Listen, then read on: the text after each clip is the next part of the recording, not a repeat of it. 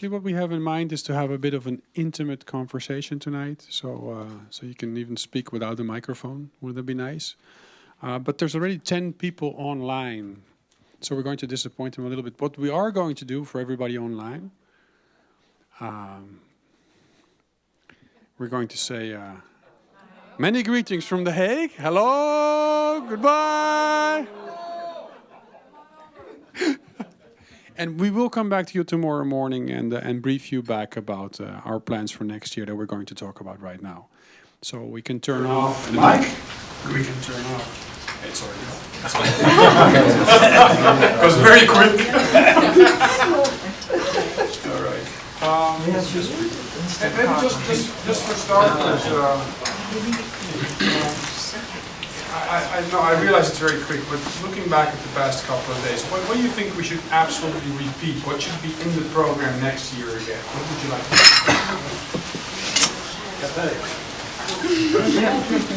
Without the microphone, you have to speak loud. Okay. Very comfortable ones, those small groups, having 3 lectures and having a small group to talk about the results. It's for quiet, inspiring, company one is allowed, capable to say the things you want to say, and you're inspiring each other, and it's not so loud, small group, it's very workable. So we need also lots of breakout spaces, so we have the quiet talk together, right? Jokic?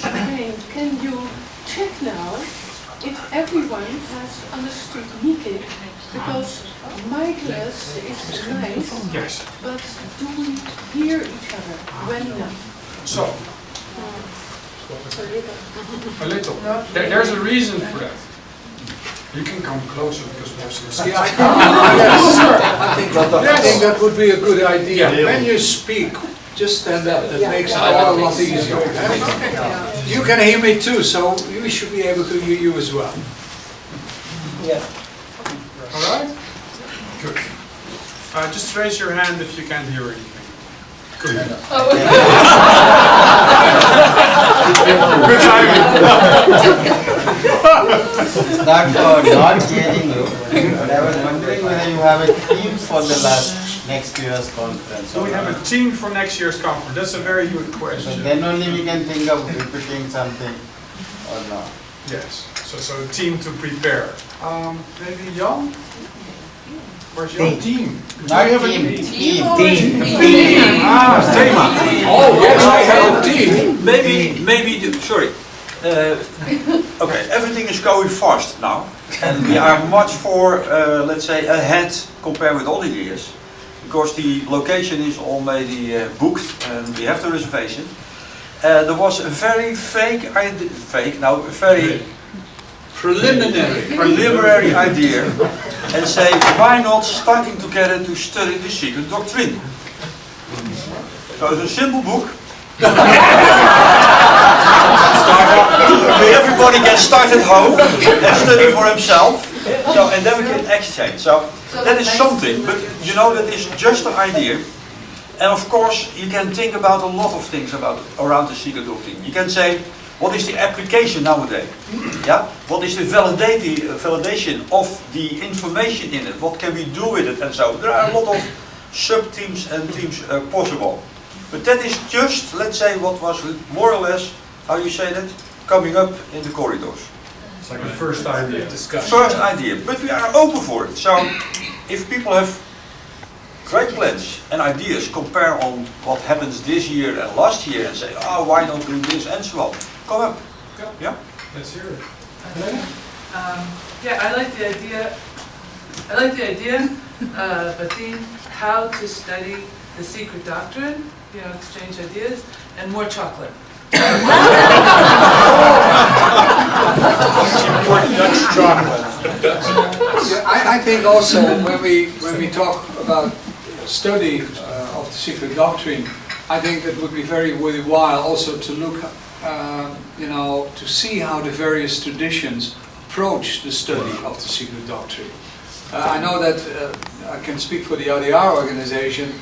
We have some wonderful courses written out. One of them by Dr. John Algio, And it would be very nice to see what the study material is that the various organizations can actually hand out. Jan, I think every tradition is sweating on it. So, Try to understand it. Yeah. All right, so materials could be something that we can exchange. Any other ideas, suggestions? It doesn't have to be related to secret doctrine that you want to suggest now? Yes, Carolyn? I was talking with someone. could you stand up, please, Caroline?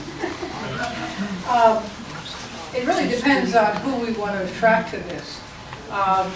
Because many might want to come for some theme that they can relate directly in practice, like karma. And that you both have theory and opportunities for discussing practice and understanding better the way karma works. So I'm for mixture myself. Yes. That there not be exclusively focused on the secret doctrine. That might intimidate some people. So I would think about, because we always want to be relevant to the world, and of course the secret doctrine is relevant to many worlds. But we also want to consider something that people's minds can move into. And then as they move towards the abstract, that's fine too. That's a good thing to keep in mind. Thank you. David?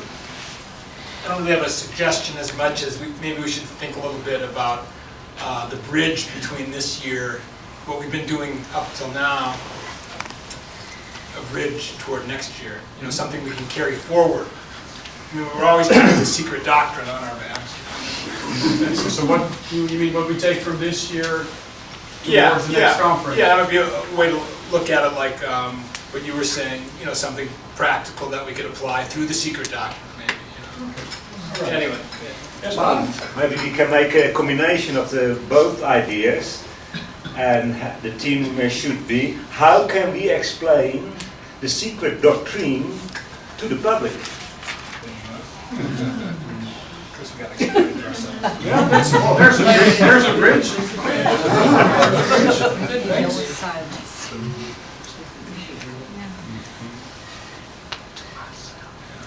Other ideas, other suggestions, other things you would like to see back? Jelle? Well, it's developing, I think, in a very good direction. In the Maat Johan, that it is called popularizing of A little bit philosophy. louder because I see this.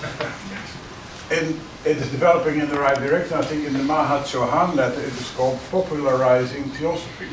Popularizing theosophy.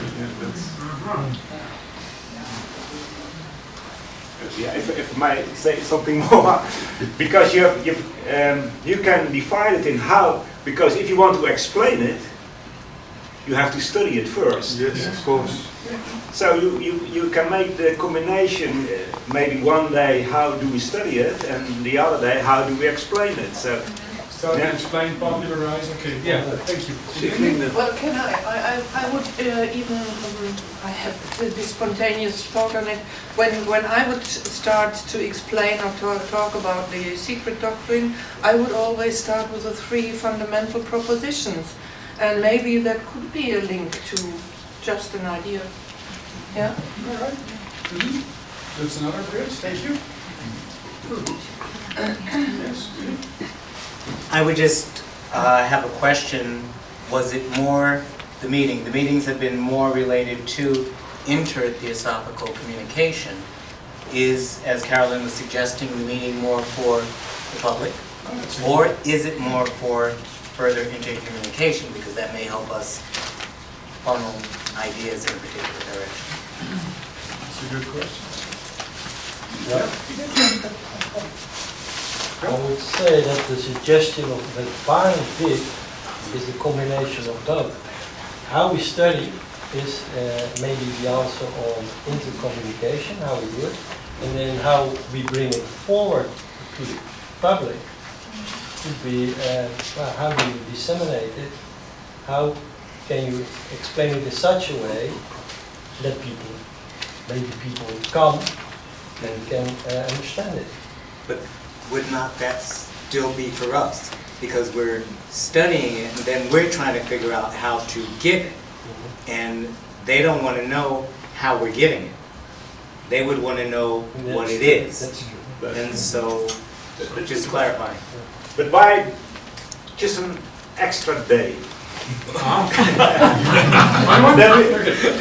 then we can have a ITC for Theosophists, kind of school, how to study and how to explain, popularize the Theosophy. And then we have on the Sunday, for instance, an open day for everybody, yeah, who wants to know what is Theosophy. So 2 years ago, I think in New York, we had some lectures from Theosophy, pure and simple.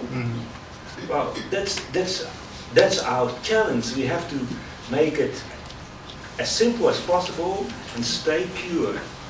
So why don't we train each other and ourselves to study Theosophy, to study the sacred doctrine, and at the same time to popularize it, because that is the big challenge. And then we do it in the practice on the Sunday for the big public. So let them come. Yes, it's the preparation for. You want to say something over here? Yes, go ahead. I think the ideas were before. That I think is a good idea, but on a special subject, not just. Secret doctrine. Or no special problem from the world, how to address it from the theosophical point of view, what we were doing today. Yes. Maybe public lectures, but on the I think that is very project problem that we set today for the problem of the religion. Sectarian violence or consciousness or a specific subject. So yes, one specific subject. All right, good idea. I think Gerd, please stand up. Yep. I think we have 3 different potential audiences or participants for our conferences. And when we started out, a lot of the impact 20 years ago was toward local lodges in whatever area we were in. And the idea is that we try to attract the public to the meetings and support those local lodges. Now, we evolved to where it's a wonderful mission, and a very important one, that we do the explicit organizational outreach, particularly to these 3 main organizations right here. But in between, there's also another constituency, which is the students already of Theosophy in every region. And people who are perhaps not studying that deeply or intently, or who are interested in a particular subject area may be attracted. So my thought, for example, in this conference, I feel that we are mostly leaders and teachers. Most everybody here has already spent years, maybe decades, studying Theosophy, which is wonderful. But I think the need, especially if we want to get out into the world, is to support and strengthen the individual students of Theosophy who would be coming, in this case, largely from the Western United States because of geography. We hope to keep the international flavor, and many, many Europeans come again, and Asians, of course, and South America, the whole world. But that would bring me to the theme of something that the secret doctrine, I think, is especially for those who have been introduced to Theosophy and are ready to tackle the deepest, broadest issues. And of course, I know most lodges have at least a class occasionally in the secret doctrine. So my inclination is to look to something that would attract that middle-level student, which to me is the future, building those people into leaders like you all are already. And so I'm thinking something along the lines of karma, or karma and reincarnation, perhaps in the secret doctrine. You can combine it that way and focus it through that wonderful seminal work. But putting a topic out like that attracts people who are what I would call perhaps beginners or lightweights in Theosophy, and there's a lot of them, at least in my lodges. So I like something generic, and then if you want to tie it to but to say how we teach the secret doctrine or how we study it seems to me too high level to get that broad connection. And Gerd, are you talking about this extra day, or are you talking about the whole conference? I think the whole conference. The whole conference. in terms of the theme. And of course, you can have different days that emphasize more the teaching aspect. Can I react on that? First of all, appearances are not always what they are. Here in our midst were course members of us, only knowing about Theosophy for 1 year. And they, not only teachers and leaders are here, but also our new interested young people. You perhaps didn't meet them, but they were here. And a few years ago, we thought, and I think that in particular, we must stop saying to others, the secret doctrine is too difficult for you. And when after 2-year courses people become a member, we start with the secret doctrine in baby steps. And they love it, it's an adventure. And after a few years, they are really good in studying other things. But what is mostly done in organizations, they start with the key, they start with the ocean of Theosophy, they start with all the starters, booklets of others. And who has the courage to start with the proem? And you can start with the proem, for it is very well accepted and received by new members. And those things, if we talk about that in Santa Barbara, one day, how do we study with our members, that are the closed activities, and how do we translate that to our public activities? And then we have all said very interesting things, and the third day, we have to prove what we say. Yes, and then we help each other seeing a book as the secret doctrine, not as something that is only when you are a theosophist for 10 years and the middle class and the higher class. No, just the beginners love the secret doctrine. If you are able to teach well, and that is the problem, how can we learn that to each other, how to use the secret doctrine as a beginner's book, for it can be. For a human being interested in seeking for the truth, searching for the truth, is in fact someone who did that already in his last incarnation. And within that person there is already an ability to understand. And we say, as real Dutch schoolmasters, no, you're not ripe, yes, but who are we to say if another one is ripe? And to talk about that, I'd like to have a workshop next year about that. So we don't have to change the theme, but we need to make clear to your potential audience that they shouldn't stay away, but they should actually come and not be scared away because of the secret doctrine, right? Yes. Caroline? I think we need to consider changing the format.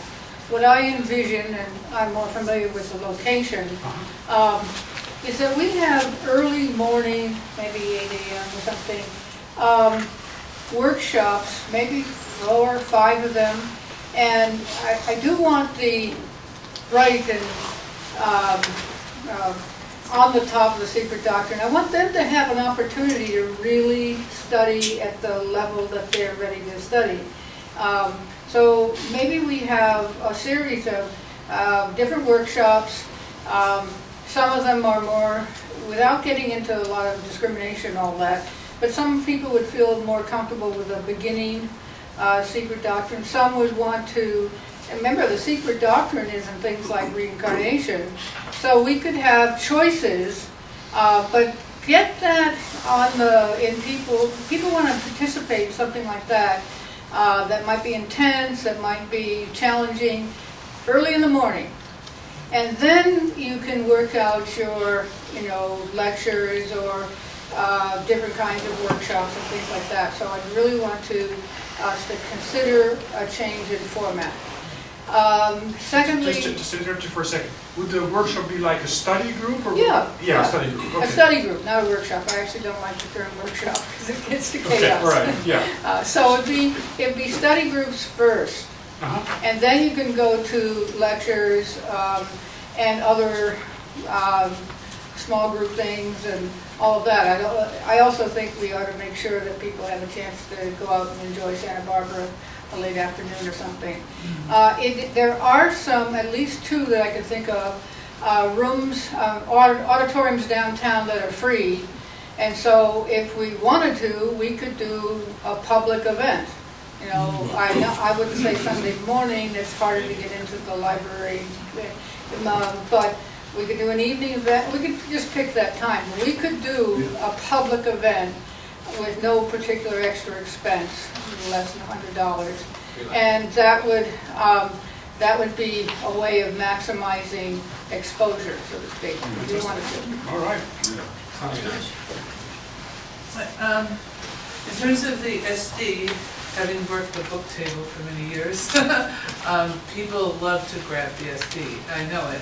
And we refrain from too much dissuading them because then it's interfering with their process and they may never come back because they feel criticized. But I think whenever we start to study DSD, we have to go to simple ideas right away. And, you know, so recommending the companion literature, this, you know, simplifying literature. I usually found that the students who want to buy the SD first, they're hot. You know, we want to keep them. We don't want to push them away. So as a topic, I think it's a good idea. I thought maybe having another concrete task like we had here, you know, with the religious intolerance, like maybe something like if we made it YouTube video together or something that, you know, what's ITC's message to the public, and at the end, you know, had a rough idea of something we could put out there, because I think I have a feeling we want to put stuff out there. Reaching the youth, I think, is an important topic, especially where they're at, on the phones and things like that. We could combine those last two things. Combine the last two things. I like the idea of changing the format a little because 3 lectures in a row was rough for me to sit through, but that might just be, I think if you opened it up with dialogue and get people, the juices flowing early in the morning, that's good. And the last thing I was thinking of is we have homework on religious intolerance, so maybe we could report on everything that we did to work towards religious intolerance, you know, to bring it to the Santa Barbara. Like, what do we do in between now and, so we have a task, so report on the task. I think that's a nice one to put back into the group, but first... quick one. I think we are all eager to start working, concrete, studying, doing it. I have the feeling that we still need to work on cross-pollination. Because one of the risks, if we start, my feeling, if we start going deeply, for example, either the secret doctrine or anything, we may tumble. Because at one point in time, we will have to go to, how can I say, we need to identify somewhere what makes us the core and what is not the core of all our way of studying. And that's why I think this aspect is not been completely ready. We can do it by the study, of course, but then how it will work, I don't know. So we're eager, but let's not rush it, is what you're saying. And cross-pollinate a little bit more and investigate how we study and learn from each other there. Okay. Just thinking about Santa Barbara, having been there and having a sense of what that young town is, if we work backwards, if we, and excuse me for thinking this way, think like advertisers.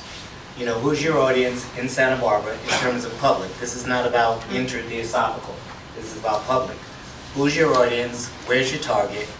Let's say the college is there. The young folks are there. What are they interested in? So you're doing, in essence, a survey of what their interests are, what their concerns are.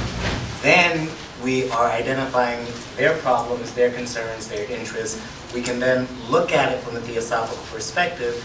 All of the advertising then is geared towards the public, of the youth, that you're trying to address for the public day. And then if we're addressing things that are interesting to them, they will come. And then we can have a theosophical dialogue based on what their concerns are, because they're going to be, as you're saying, living in techno land. And, you know, that will also, in a different way, generate cross-pollination with us, because except for folks perhaps like Erwin, who lives in that world, you know, we now know how we have to learn how to use language, whether it's digital or otherwise, to communicate with that population. So it's just an idea in terms of whatever the themes are, just working backwards when we're dealing with the public to identify what their concerns are if we're targeting the youth, because I think, if I remember correctly, between the universities and things, there's a lot of youth there. A lot of activity, they're looking for a lot of experience. It is August, so. They may be on vacation. But there are thousands of students. Right, right. Actually, you said it in your lecture, I think, this morning, start from where they are. Yeah. Do you have any idea, ballpark, to what would be interesting for this audience we're talking about? Well, I think they're interested in the violence, non-violence, because it's pretty close to them. And I think and this is Paul's support this, they're interested in the inequity, let's say the opportunity gap. I think that's what Obama refers to it. I think they really do think a lot about, you know, what are our opportunities, which is a way of saying, what purpose in life should I aim for? And I think maybe that's a thing maybe to consider, helping them see that there's both a spiritual dimension to their life and a social dimension and a economic dimension. Because that's where they're kind of stuck not seeing that, you know, that there's any pathways for them. Yes. And therefore they kind of think they don't have the resources to do anything. But we would say theosophically you have lots of resources if you kind of activate your thinking and all of that. So that the possible goals in life or way to live life. Something like Other that. paths than the materialistic path that you can explore in your life. And another thing is that You have to stand up. Oh, I have to. That if you visit a conference, that maybe some youngers want to take a book home and to buy the secret doctrine, I think it's a little bit too much for them. While you have a thin book with the same ideas, een uittreksel, samenvatting? Summary. Introduction. An introduction to the secret doctrine. Introduction to Theosophy or to the subject which is chosen. I think it's more easier for them. So they need to have something, to take home that they can look in again. Even how to study it is also a good idea. But really good idea. Yeah. And just coming back to Helena, I was just wondering, how would we feel if we would also thinking back, right, from when we were there, how would we feel like working together towards preparing the next conference, preparing like maybe study groups or something like that, something like 4 or 5 months ahead of time, doing it together? Is that something that you see feasible, or would that be? Maybe we can combine this with what was said this afternoon about studying in your own lodge and organize a day for that. So everybody in his own lodge or in his own environment or at home alone studies that and can bring it to their own environment where he works, Theosophical Society, a lodge, whatever. They study this together, and it can also be practical because it gives us an extra day on the ITC. So if you want to get public, this costs us a day together. Exactly. And we can do that at home. Yes. Together on the same day. That's what I mean. That's what I heard. All right. Thank you. I like the idea of communication of the board with the membership more, you know? Yeah, well, I mean... Can you speak louder, please? But you know, if there were communication... More communication from the board to the members. That's what you would like to see. Yeah, and maybe like a letter, you know, from the board that says, okay, if this is our theme, because when you think of the tremendous resources and how many people have just studied the secret doctrine, I'm sure there are plenty of resources I don't know about, you know, and points of view. If we could ask them to submit it, then it would help with the conference preparation too. We can have a very early start now, and that would be an opportunity to invite them at an early stage, people to start preparing and bringing their ideas. Right? Right. Excellent, okay. There's a chair over here, so if you can come in with the class. Good.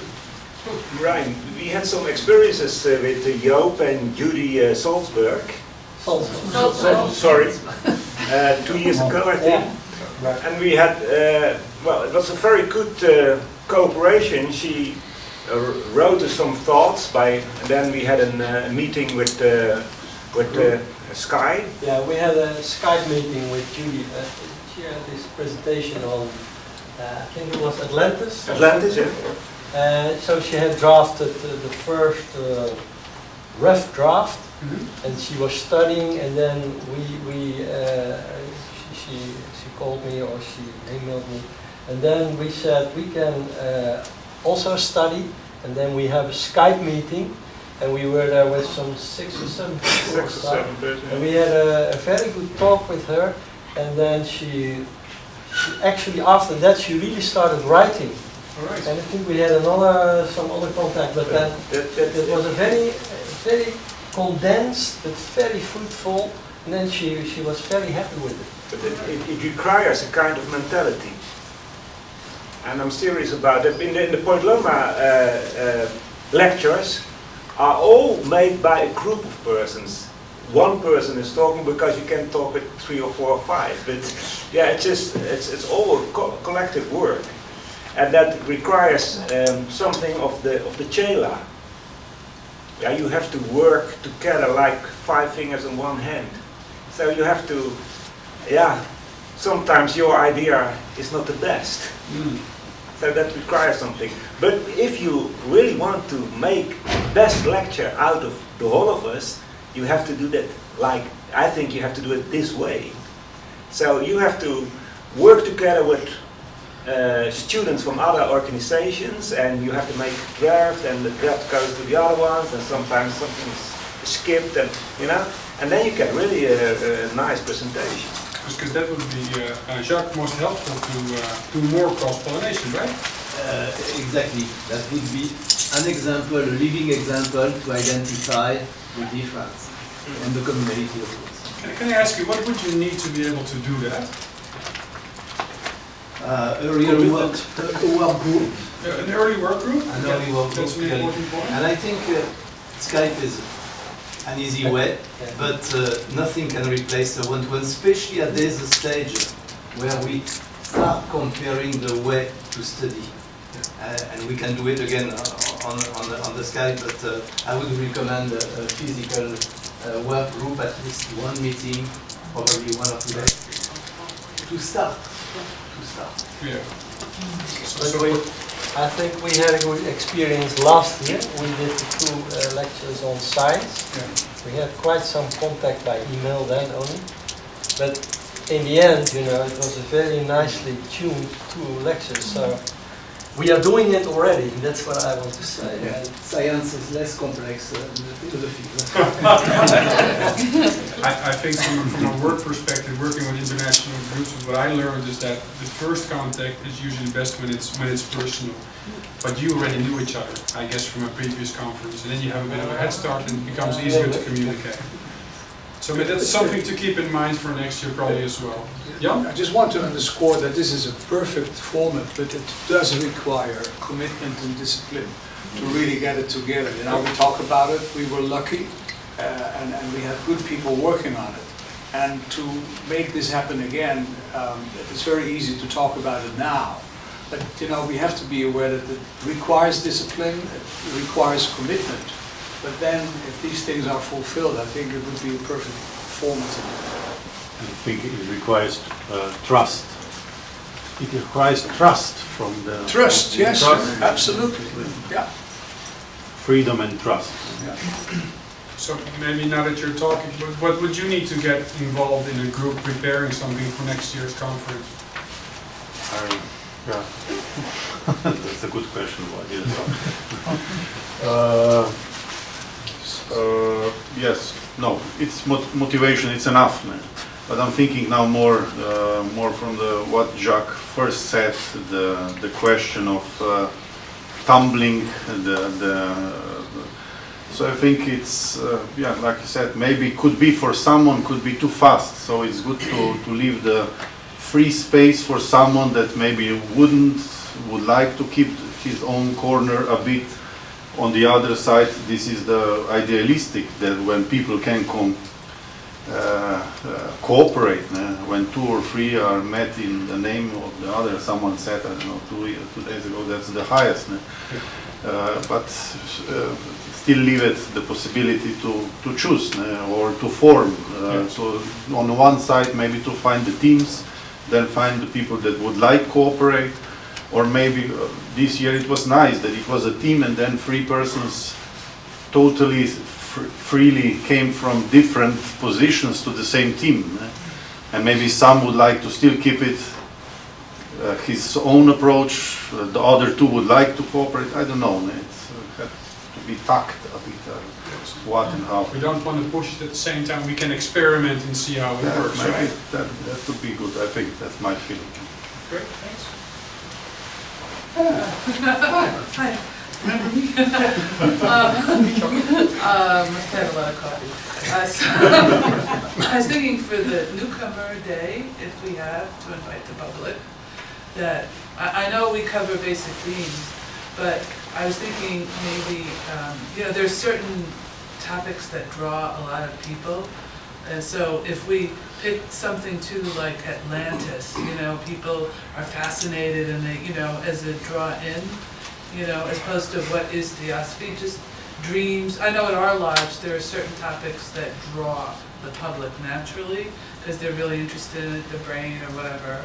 But maybe we could pick a topic for the public to draw them in, and then to Theosophy presented by ITC. Yes, so the theme is very important, something that's attractive to the target. A catchy theme. A catchy theme. Can I? Yes. And again, I'm sorry. I wish, yes. President, you're the president. No.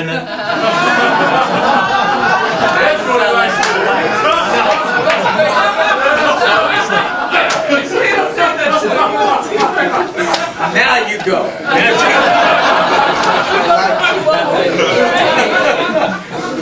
React on that. Is that possible? For many years, and we go all over the world to talk with fellow Theosophists, and many times we hear we do not attract so many people. And we try to figure out why.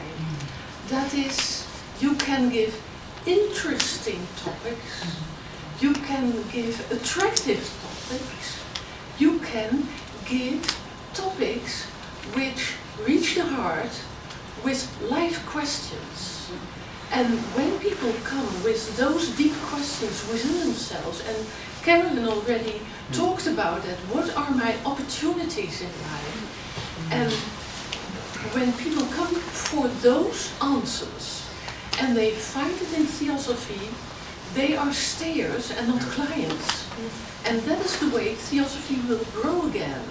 For otherwise you offer them trends and what is actual and on TV and whatever, and if you go in that direction, they will come perhaps for half a year, and then you're not interesting anymore.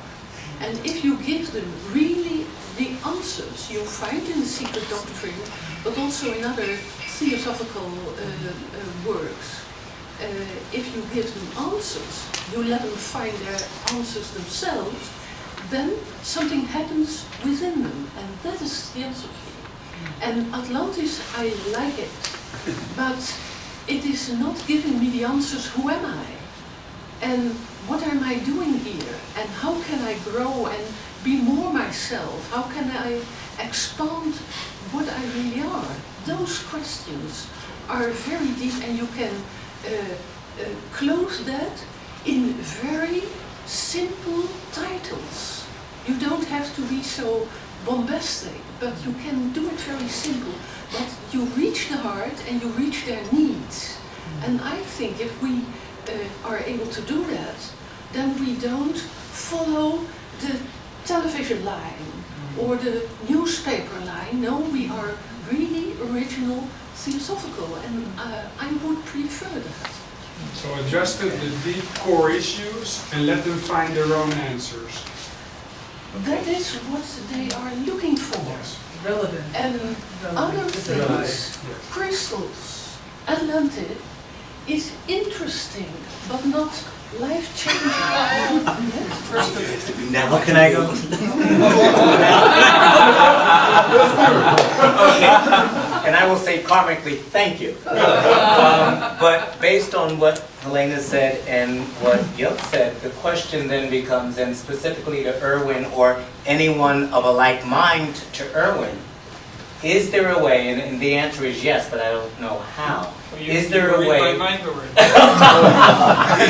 Is there the way to do a demographic geological search peculiar or particular to Santa Barbara, California, to determine what the demographic needs are of the community, to identify the problems, so that then you can formulate your theosophical addresses to those problems, so that if they are the needs, they will feel impelled to come, because now you are answering the questions that they intuitively have and need to have answered.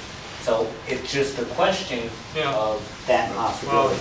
They're starving. How can we make it rain? Food. They're starving. You don't need a demographic research. No, I was first. The vice president. Give Jean the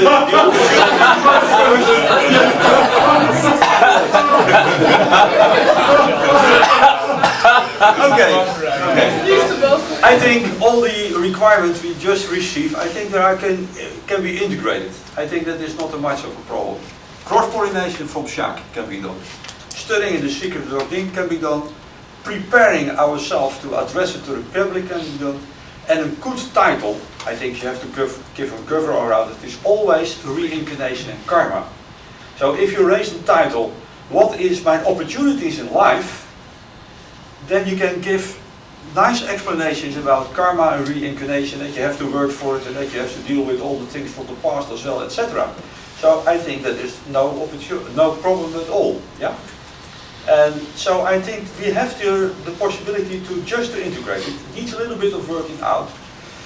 My experience up and now, to get input from all the different speakers, I think the best thing what you can do for having the cooperation working is just make Sky appointments.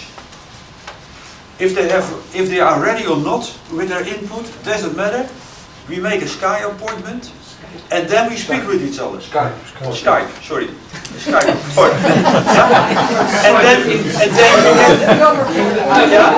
and then you can come up. Because in Port Loma we were quite often together, and sometimes, on both the other camera reason, a person was not having time to do his homework, but he is there, and then he can give his input, because he was always thinking about the subject, and then we squeeze it out in a conversation. Works marvelous, there's no problem at all. So, I think we can address it. We only need a little bit of time to set up the structure. Yeah? And if you want to do an additional day in Santa Barbara, out in the city itself, I think it will be nice to do that. Yeah? I think Caroline is able to give some suggestions about places. Maybe your places itself. Maybe it's not big enough, maybe you know better places. But one thing what we have to do, if we go into the city, we have to prepare that. So we have to prepare something like pamphlets and doing advertisements, spreading out the documentation that the people knows that the events are there. So that needs, of course, a little bit more work forehand. But I think we can do it all. Yeah? It is just a matter of sitting together in a small group and making out a type of working schedule and proposal. Okay, yeah, well, so I'd just like to react on what Jean said and also about the idea about how to attract young people. I think let me just explain. I work at a foundation that helps schools with new technology. So we do a lot of research also into what children and social media and how they cope with it. And I don't think we must underestimate them. And sometimes we think, okay, they're overflown, and of course there is. I mean, it's a lot. It's only the average. What we heard this morning, 30 texts a day, and but we also know from the surveys we have done recently in the Netherlands that they have the same questions. How can I cope with this? And I think, especially also if you talk about really life questions, those are the same questions, have always been, and I think will always be. And I think if you address these questions, and of course you need a good title for that, but you will attract these young people too, and the searching young people. So, and I'm sure they're there and will be attracted to it. Yeah, I agree totally with it. I'm working with teenagers for about 38 years now, and the interest isn't changed, not at all, not at all. The interest of the youngsters is the same as of the adults. We don't have to address in a special way to youngsters because they don't like it. They want to be grown up. So if you change your words and your attitude to youngsters, they will turn from you. You have to treat them like colleagues. They are colleagues. So they are just beginning to work. And we already work, but maybe they are far wiser than we are. You don't know because they lived many, many lives. They're the same, they're human beings. Let's take them seriously. In fact, youngsters, the word youngster, it's nothing because they are souls like we are. Live many times. I heard a lecture that was called Young Wise Guys. Young Wise People. Yeah. Age of wisdom. I've got my experience with my own daughters. They are 70 now, and one of them. They are interesting. They talk like I talk with Joko or with him, and I talk with them. There's no difference between it. Maybe you have to change your words a little bit because they don't know every word we adults use. But please consider the youth as a human being equal as an adult, and don't make special changes in your words or in your attitude to them because they don't like it and they turn from you for sure. Yeah. Just an example to go with that. Past May we had our international symposium, and our German friends, they came along with these youngsters, the sons of one of the members, and they were in their early 20s. And one of the things Sieglinde told me they said was, they speak to us just as we are adults, as if we were adults. They were surprised actually by that. So, and they really liked it. So it's just, I think we don't underestimate it.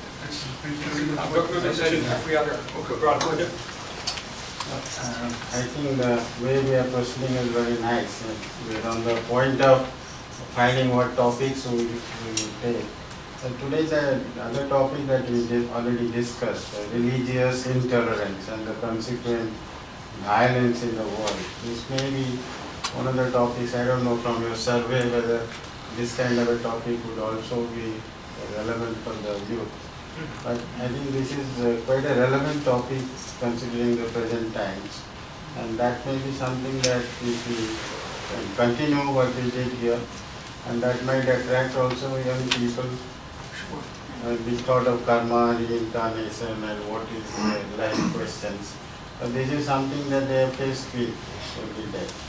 So is it possible to give a thought to continuing what discussions we had and taking that kind of a topic? It must be a pity to drop it after all the good ideas that we gathered together, right? And we thought that we could carry it forward in some way. Yes, that's a very good point. Thank you. I want to comment on this. I've heard so many times, we need to attract young people. I'm going to play devil's advocate. We need to attract people of all ages. And let me comment, young people, yes, we need young people, but young people might be a little eclectic, maybe searching a great deal. People who are empty nesters, going through that crisis of what do I do now, they're mature, and I always think that that should be a primary target as well. Yes, we do need to attract young people, but we need to attract people of all ages. You're so right. We always say we have to attract searchers for truth, and that is all ages. Because the older one will become young.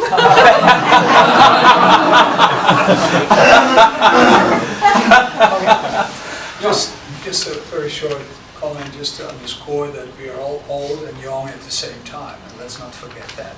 That's something to think about.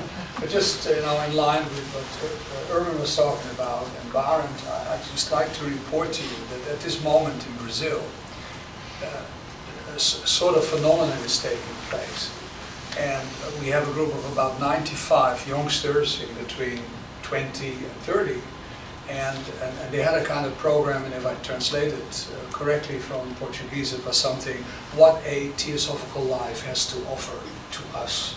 And it was a tremendous success, and the group is expanding. So I think the young people are already there. I mean, they are there and they are waiting. And I think it is up to us to create a format through which they can come through the door. I mean, they are already there, and I've seen it grown. It was a bit dormant for some time. It started at youth group about a year and a half ago, and it is expanding, and it is really very, very good to see how that all works out, just to give you an idea. I have a question. Do we have any idea how many people are watching on live stream and from where? Just curiosity. Yeah, we know that. Yeah. I'm just curious.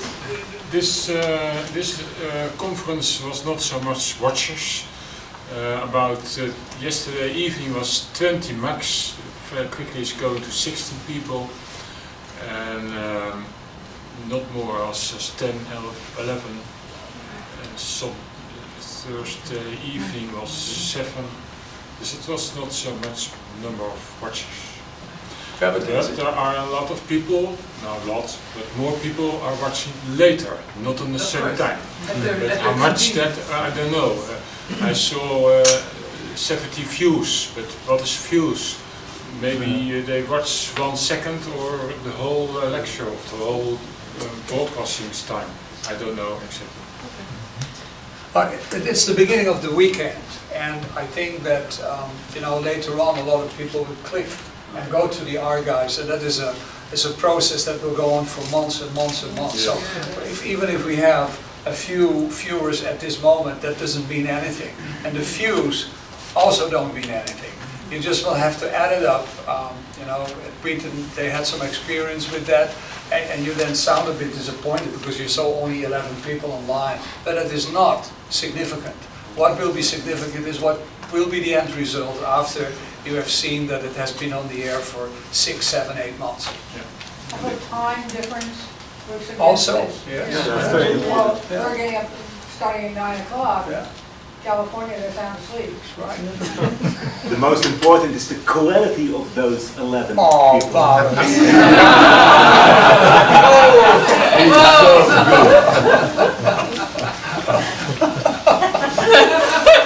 I am a quality watcher.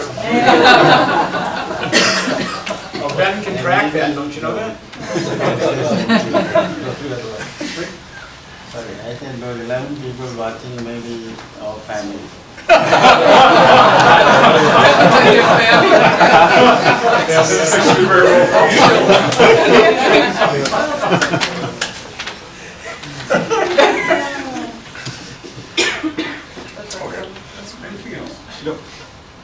Where's the best ice cream? That shop is already closed now. Okay. Yes. I heard a lot of thoughts, and I think when Blavatsky wrote the Secret Doctrine, she wrote it without any barriers. She wrote it for everybody. And you mustn't forget that all of us, we are thinkers right now. And we are thinking in the future what we will do, what will be the plan for humanity. So if we start bringing up barriers, thinking about it's for those, it's for God, it's for them, it's too difficult or whatever, we start putting barriers ourselves right now. So we must be very careful with that. Just try to give it to the world without anything. Those people who understand it, they will understand it. And so, that's Excellent, thank you very much. Yeah, let's keep it open. Let's invite as many different groups as possible. Seekers for truth. Yeah. Here's a seeker for truth. Gary? Well, I think I feel a certain evolution or concurrence here, but what I'm getting is that we want to put on something that involves the community. We want to reach out, at least for our own expression and working together. And it seems to me that that could be an introduction for people to come to the rest of the conference, if they're interested, and that would be a fair introduction for them. But for those people, students or whatever, empty nesters and so on, if they're not in Theosophy and want to attract them to it, I don't think the secret doctrine words mean much to them. Whereas something about nonviolence, the spiritual basis of nonviolence or karma and reincarnation rings a bell, tells them enough, and is that practical aspect. And then the next day, or the rest of the time, we are having our ITC conference with a different theme perhaps. I don't know why we can't have two related but different themes. One is for the public for that special event, if we have one. Well, I think that's the idea. I just want to make sure I'm not touching that. Yeah, right. That's a good thing that you mentioned this, so to make sure we're on the same page here. It has to have special advertising and a specific title that will draw the audience that we're looking for. Absolutely. Yeah, and just on that note, I mean, we're not going to read the whole secret doctrine. I mean, I'm sure we can find a few poignant sentences in it, you know, to deal with karma, reincarnation. Yeah, I mean, that might be part of our work to figure out what we want to extrapolate from it to present. So the idea of themes of like karma and reincarnation, I mean, that's, you know. We do have the series of Oh, your series, yeah. To start our study, we can follow the advices Blavatsky gave herself, how to study the secret doctrine. There's the talks of Owen, it's a little book of the... Yeah, his book's really good. And so follow their instructions and...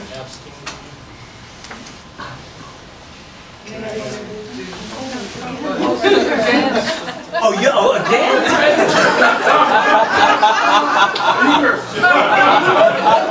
Please. It always works better when you go first. Can I make two comments on this? Do we realize that the Blavatsky Lodge, where Blavatsky herself explained the secret doctrine, the commentaries from the book the whole group of the Blavatsky Lodge consisted of two people older, 50 or 40, and the rest was between 24 and 28. Yes? 24 and 28. Who is 24 or 28?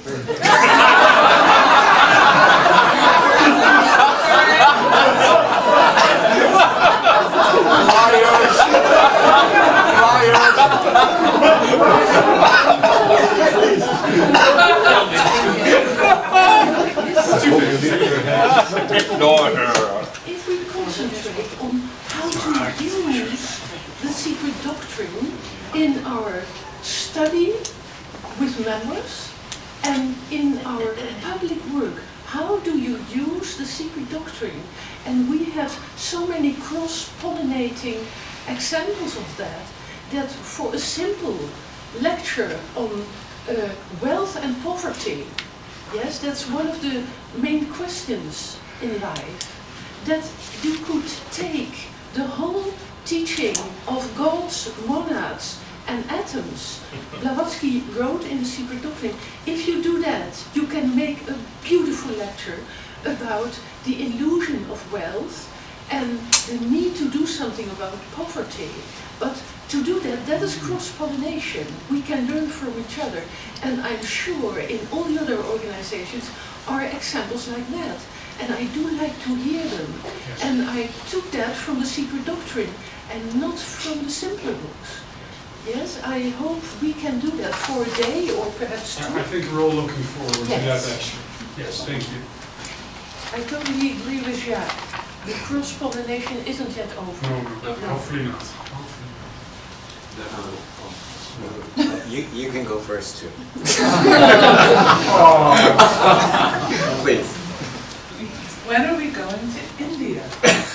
Maybe, right now I was chatting up this nice fellow and they're waiting for us. And, you know, maybe we could skip in August and go into January, you know? Like if we do 16 for Santa Barbara, we could do 18 in January to India. Because maybe we're ready to go. Just putting it out there.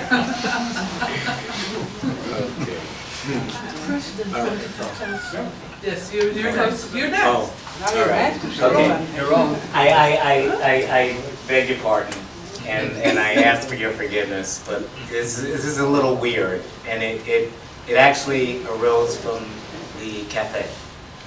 And so when we're talking about the religious issue, I've got a weird thought that if in the 7th round and the 7th race, things are going to be different,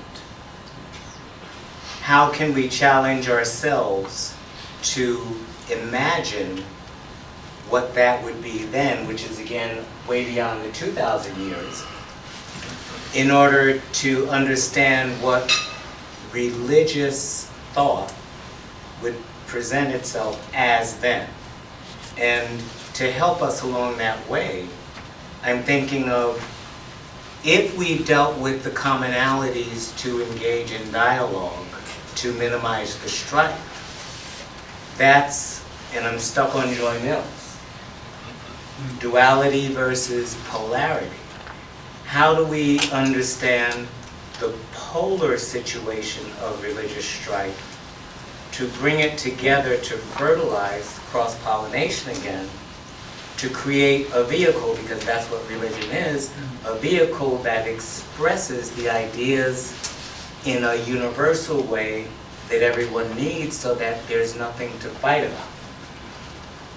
And that new vehicle, which would be a vehicle 7th round, 7th race, as an imaginary thing in terms of the challenge using theosophical principles, would have to be in line with the nature of 7th round, 7th race. Putting aside the fact that we don't have that foresight, but still as a challenge to break the mold of the mindset that we have now regarding duality and conflict, because that's what's going to happen anyway.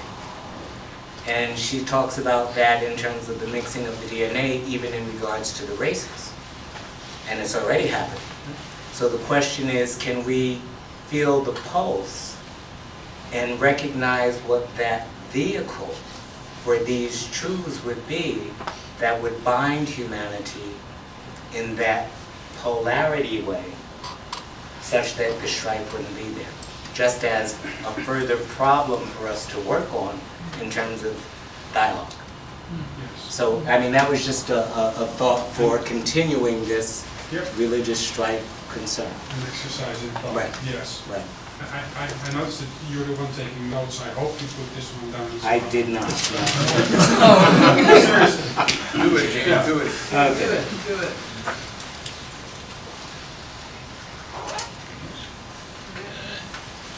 Yes, it's already 9:15. I'm going to look at the room here. My thought would be, who would like to, like Dr. Chitler suggested, who would like to maybe take 20 minutes with a couple of people here to think about continuing on the subject of this afternoon with a small group and bringing something back to next year's conference. Who would like to do that? Yeah, excellent job. We have one volunteer here. What were you doing again? I didn't understand. Just basically form a small group and see if you can have some kind of an idea. It's like, I think, was it the opposite? Or Herman said you have to have just a couple of Skype meetings. That's it. That's the beginning. You say, okay, so we have a couple of ideas on the wall here. If you would like to continue working on this idea of how we can end sectarian violence and offer suggestions from a philosophical perspective, what could we do? And then perhaps prepare something like a study group or a lecture or a presentation for next year's conference. So continue working on that subject. Oh, that would be great. It'd be great to have violence and non-violence in India. As a, yeah, I mean, as a, yeah, definitely, as a crazy. So we have a couple of tables here in the back. There's still pens, there's paper. So if you want to stick around with Dr. Chita here, then we can maybe form a small project group and see if we can not work it out, but let's just start a small plan and say, okay, maybe we can pinpoint 3 dates that we could see each other on Skype and a starting point and an end point. Yeah? Does everybody understand it? No? Are we going workshopping this meeting? No. Just having a small group to see how it is possible to see each other in the coming months on Skype a number of times about the same subject. We had it in the workshop, So like the religion, violence, and so on. Intolerance is formed now at the moment. It's like a small group that we will prepare something in the year to come. No, he's just asking for, could a small group get together now as a nucleus to develop it over the next year? Well, and that is what I mean. Yeah. Are we forming that working group at the moment? Yes. Or do This we is think about it's like Jacques said, the best thing is that the first meeting is face to face. Well, we're here, we already have the subject. There's a couple of people who say it would be a pity to drop it now. Yeah. So that's the suggestion. Is it still on here? No, there. Yeah? Okay. Have a meeting tomorrow lunchtime. Yeah? Tomorrow lunchtime better? Good. Then we do tomorrow lunchtime. Where you'll tell us. Yeah. One corner of the lunch. Yeah. One corner of the lunch area. Let's go to the corner where Dr. Chita is. Is that okay? All right? Anything